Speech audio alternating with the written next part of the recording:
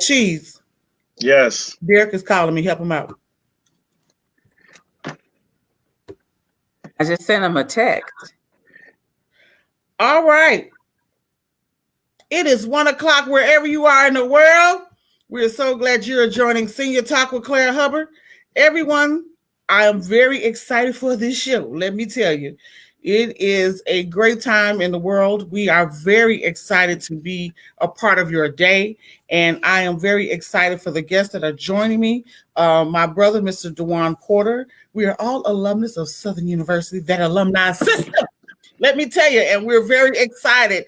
And let me tell you, this program is really dedicated to alumni as well as those who are currently on campus. You know, the alumni, the HBCU experience, we all got a story. And we're going to share a little bit of that with you. But I do also greet you in the spirit of we're living through a pandemic as we speak. As we speak, we are living through a pandemic. And so I spoke to DeJuan. We always have communication. He's one of our loyal viewers, as well as listening to Senior Talk for the last 9+ years.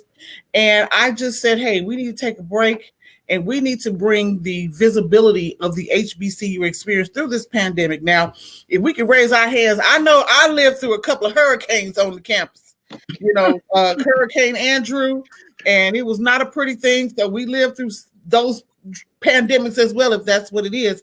But we have an experience where we can still come together. I'm currently in Indianapolis. DeJuan Porter, he's in Illinois, and Laquita Thomas is joining us. We're waiting on our brother Derek Warren. So everybody can come together, and we want to share this experience with you. So we're going to take a break. Not too long of a break, but I just want to put something on our minds to bring us back to our beautiful time at our alumnus. Let's check this out, y'all.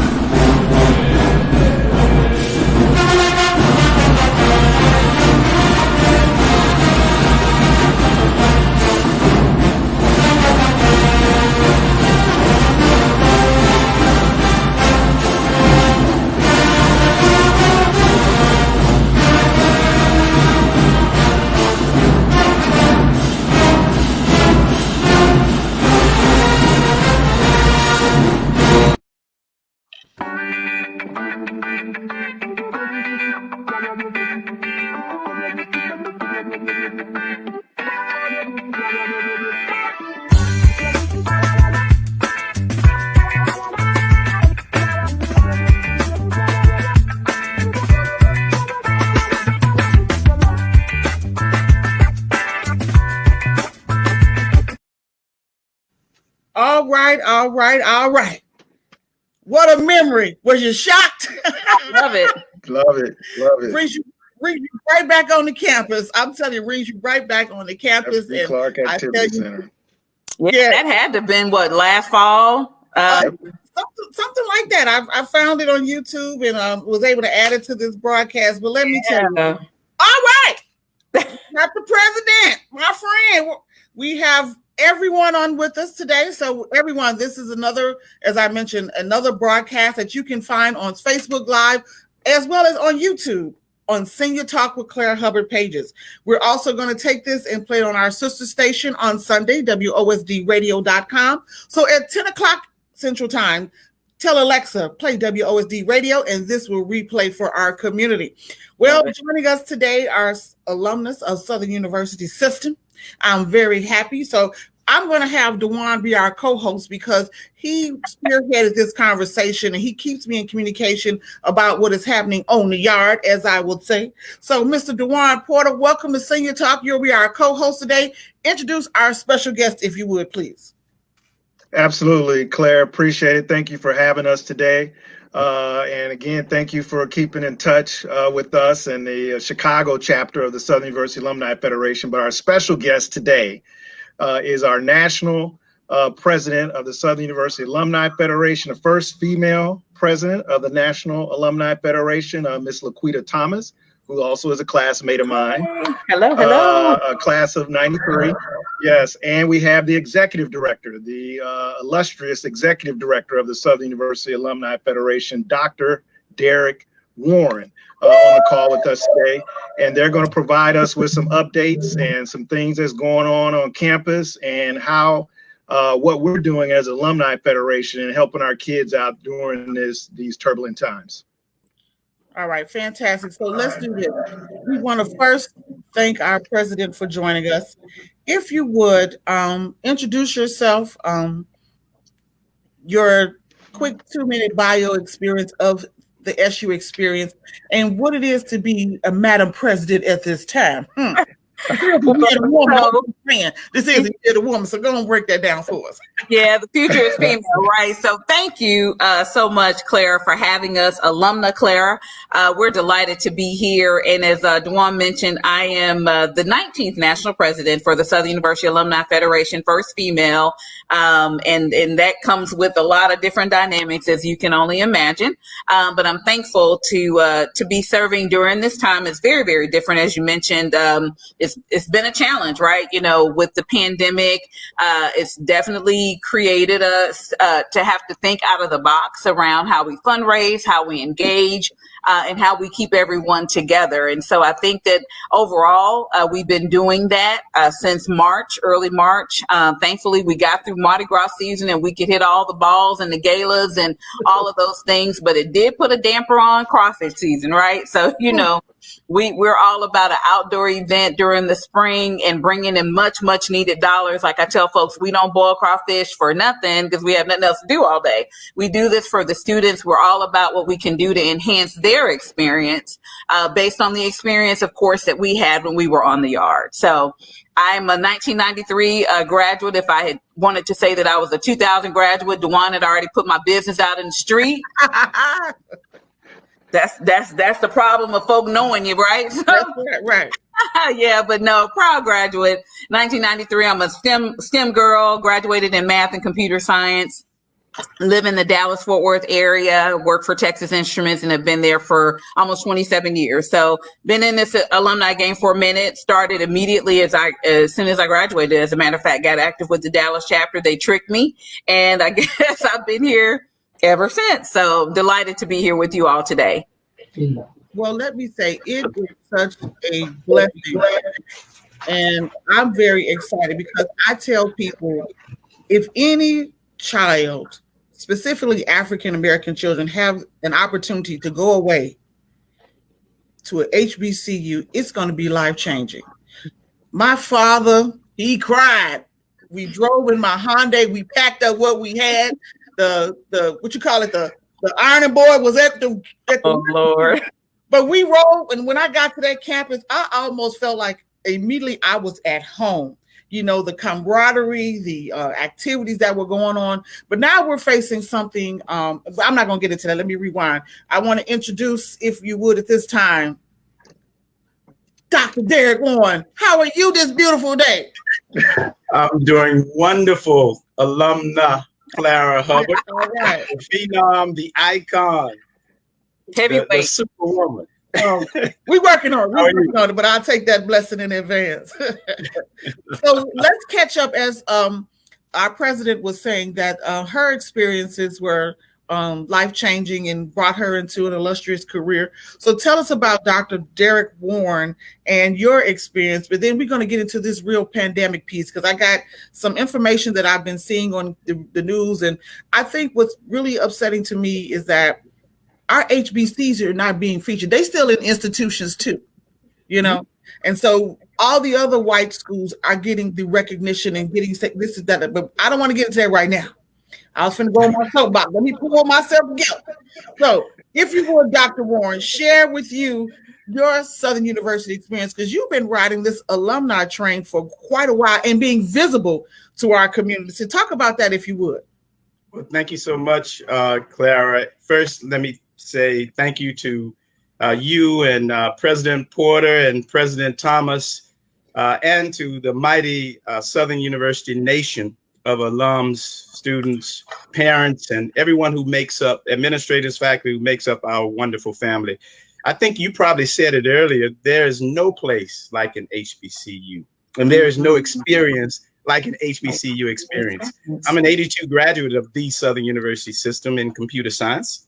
I spent 32 years with IBM immediately following college, had plenty of job offers, and chose to go with Big Blue and spent 32 illustrious years there and had some wonderful, wonderful experiences, which were all due in part to the fantastic academic foundation that was established at the Southern University.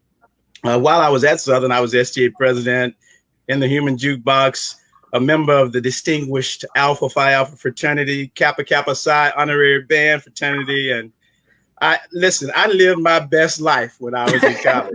And, I'm a country boy from a small town in North Louisiana, Bastrop, Louisiana, Morehouse Parish. But when I came to Southern, it was like, wow, just blew my mind. Yeah. And I would say I'm a product of HBCU graduates. My parents are Grambling alums. And that's why I love all things HBCU, because of that foundation that my parents and my aunts, uncles, and cousins, we have a rich foundation. And even my grandparents, I'll say, had a great foundation at the HBCU. So now I am back at Southern. It's a labor of love for me as director of alumni affairs and the executive director of our alumni federation. And we've been doing just some powerful things here at Southern University with our Ag Center, with our sciences and engineering departments, with our College of Business, and of course, as you mentioned already, with our arts and mass communication areas. They've established a foundation where our alums are all over, not just the country, but all over the world. I've met distinguished alums that have established themselves in business and in the medical fields and just all over. So let me say again, Clara, that it is a pleasure to be here with you. Probably one of the greatest things that Southern University did for me, it was Southern introduced me to my lovely wife. Now, it's nothing like a Southern girl, they say. Now, listen, that introduced me to my wife of now 30 plus years. I'll say that since I don't want to give too much away. But we met here in college as freshmen, became friends first, and then the rest is history. 3 kids and 1 grandchild. And I have a son now here at Southern University who's a senior in computer science. So to say I'm thankful for Southern is an understatement. Absolutely. Well, let's do this. Your son, what is his experience like on that?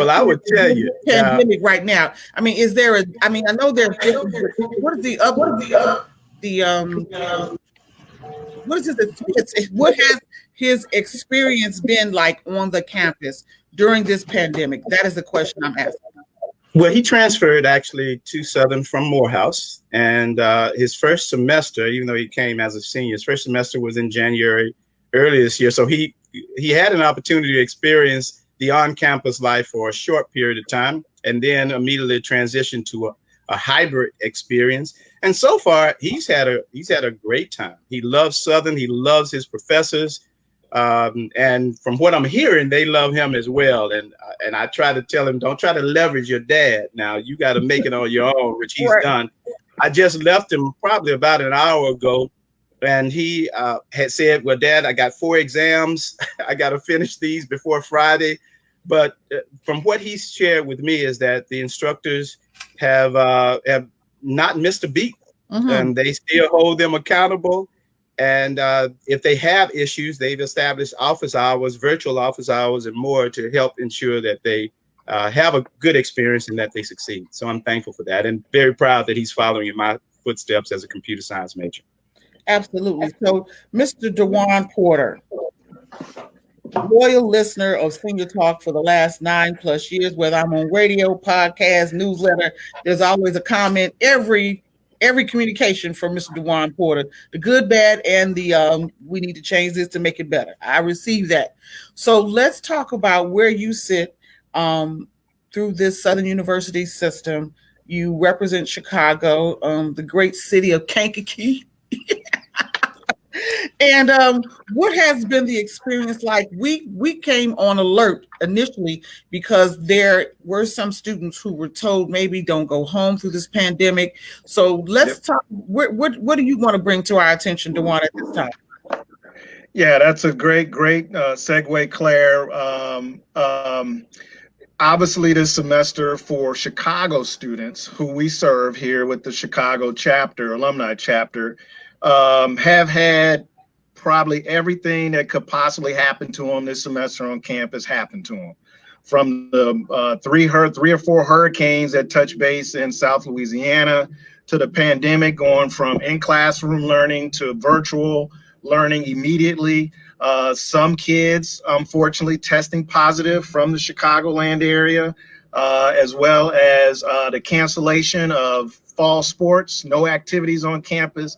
So some of our incoming freshmen, this was their first experience on campus, was created some anxiety and created some issues that they had to face, some social issues that they had to confront and deal with. So what we've done, or what we tried to do with the Chicago chapter, and all the other chapters have done an excellent job as well, was meet students where they're at on campus with some of the problems that they're facing. Not only let them know about the resources they have available on campus, as well as the resources they have here back at home with alumni.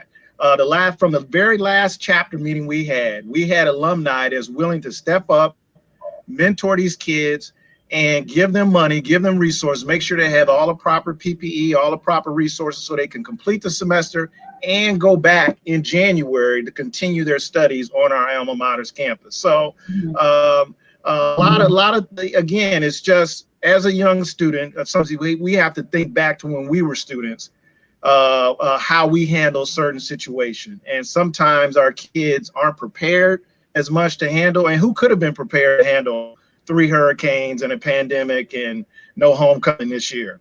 I mean, there's really no preparation you could have done to do that. So what we just tried to do in this alumni chapter here is just support the kids, meet them, see where they're at, meet them where they're at, and try to help guide them to a better and brighter future.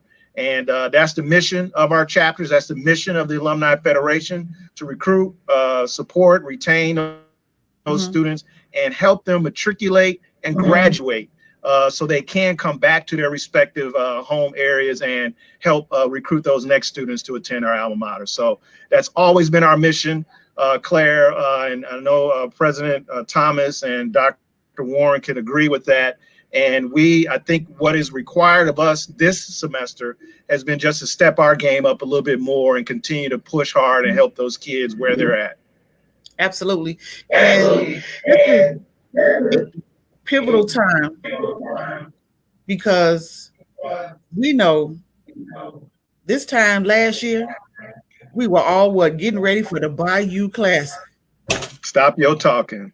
What we gonna do? I mean, what we gonna do? Hey.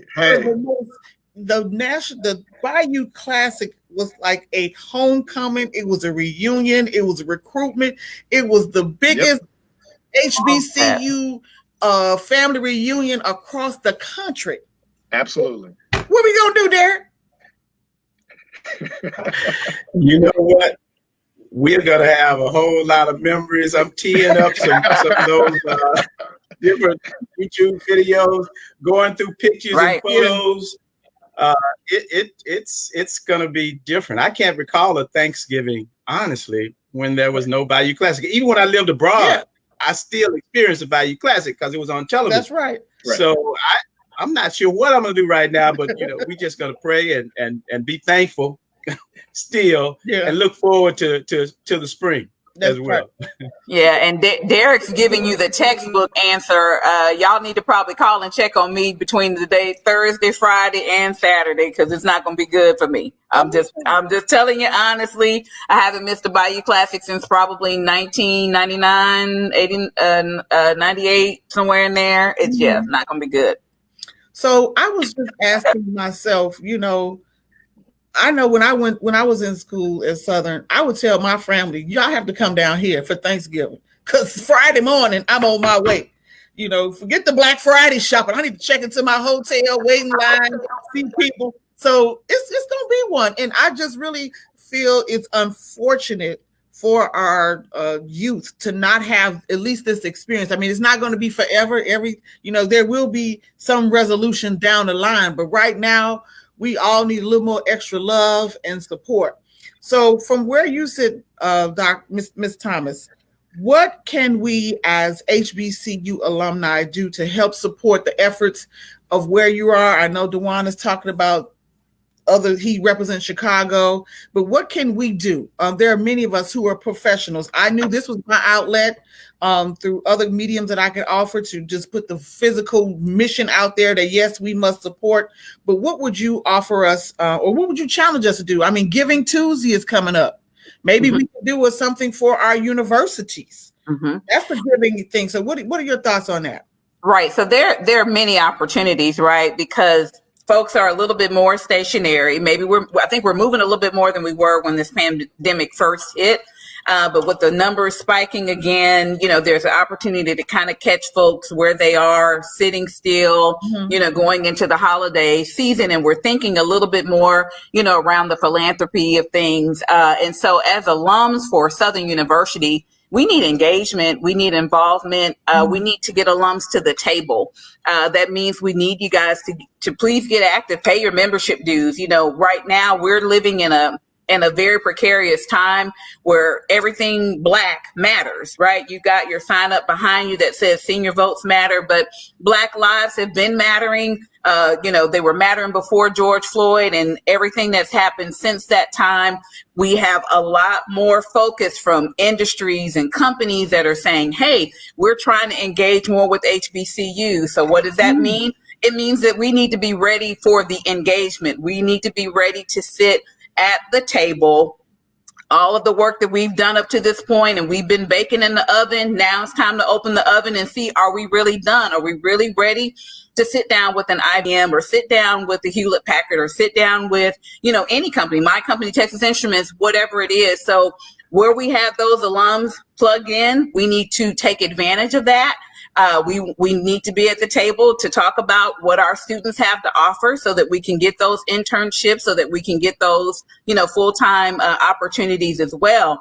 But even bigger than that, we need to be present. Alumni, we need you guys to hop on these Zoom meetings while you can do it conveniently from your home, and be a part of your chapter's meeting. Please pay your dues, because it helps us to stay afloat and take care of the operation, the sustainable activities that we have as a national organization. We've got goals and metrics that we're trying to achieve.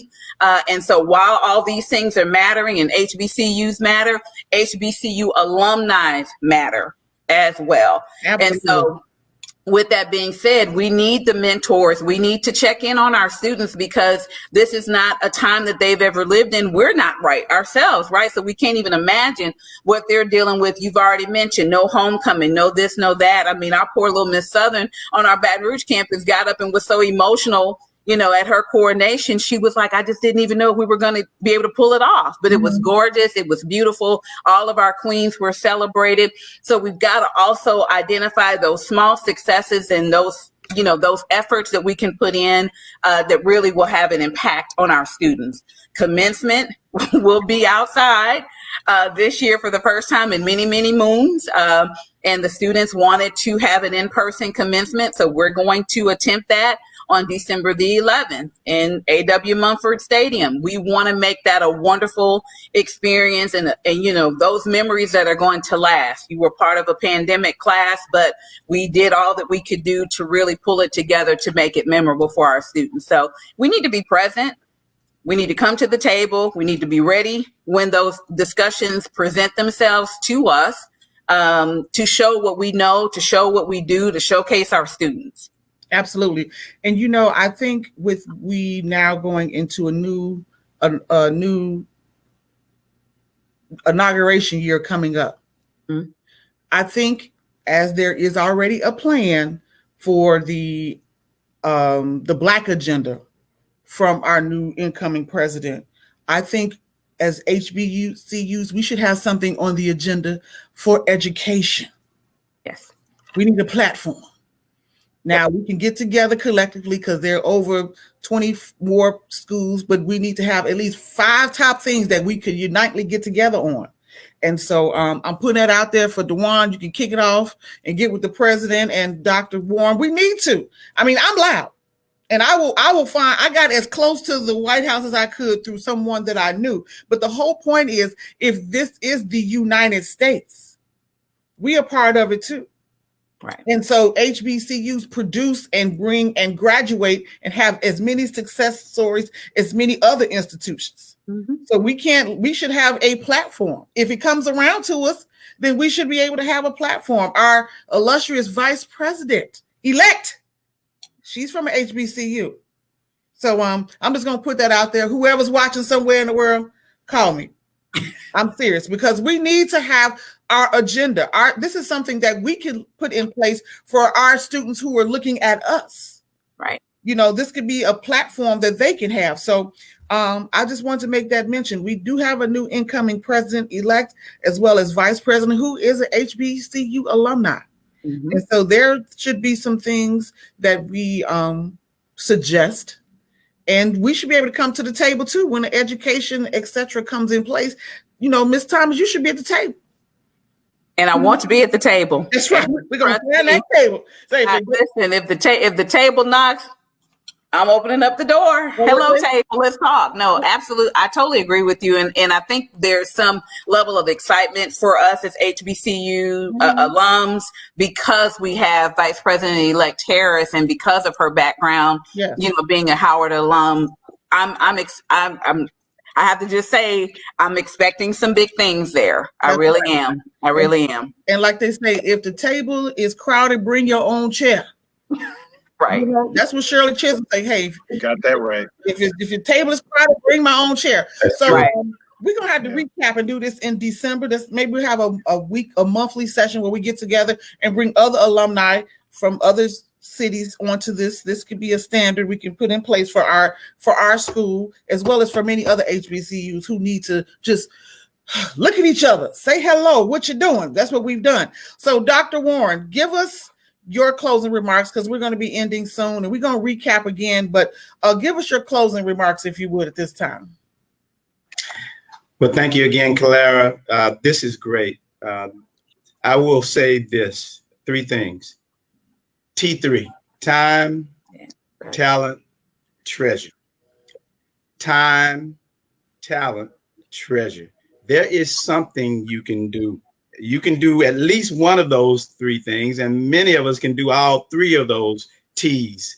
And we just encourage alums to support our alums to support the Southern University system. We encourage alums of other HBCUs to support their respective HBCUs and others, because we're all one family. I mean, if one doesn't go well, all of us are impacted by that. So let's support each other through this pandemic period.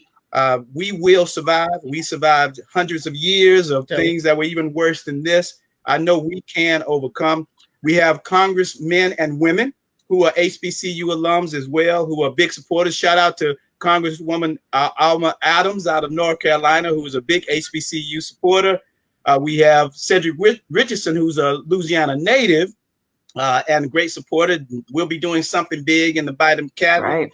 we have power that we need to use. And as Clara is saying right here and right now, let's make sure we're at the table and that we stay at the table and that we eat and enjoy and share and pay it forward. Absolutely. And Mr. Dewan Porter, you have our closing statement, sir. Well, I think enough has been said already. Miss Clara Hubbard, again, thank you for the invite. I definitely want to give a special thanks to Madam President, my classmate, Miss Laquita Thomas, and a good friend, I can almost say a homeboy, Dr. Derek Warren. He's from North Louisiana. My family's from Southwest Arkansas, so there's about maybe 80 miles difference between us. But up the street and around the corner, huh? Up the street yeah, a country block. Yeah, right. Yeah. So thank you all for coming out today. Claire, thank you. Definitely we're definitely going to get this plan together, and we're definitely going to hard to continue to support our kids, HBCUs, and continue to show the world that HBCUs matter, Black matter, all that matters is matters. So I'm going to cut him short. I think he may come back on, but let me say this. I want to send a special shout out to those who are chiming in on Facebook Live, to my sister, the guru, Miss Sybil Holloway of Kids Breakfast Club, a huge, massive HBCU supporter. She's from Texas Southern. Thank you for being a part of our show today. And to Sonia Petty, who's in Raleigh, checking us out. Thank you, ladies. So what I'm going to do, don't cry, Miss Thomas, we're going to play that surprise because Dr. Warren didn't see it. And then we're going to tell everyone happy Thanksgiving. Wherever you are in the world, we know Bayou Classic's not going to happen this year. But I'm going to have some gumbo. I'm going to have some red beans. And I'm going to celebrate life as we know it today. Trust me, it's going to happen. So thank you all for being a part of our program. And we're going to play this little special treat for our school. Everyone, we love you. Thank you for being with us today. Thank you for making us a part of your day. And don't leave, Mr. Warren. We got this special guest for those who join us a little bit later.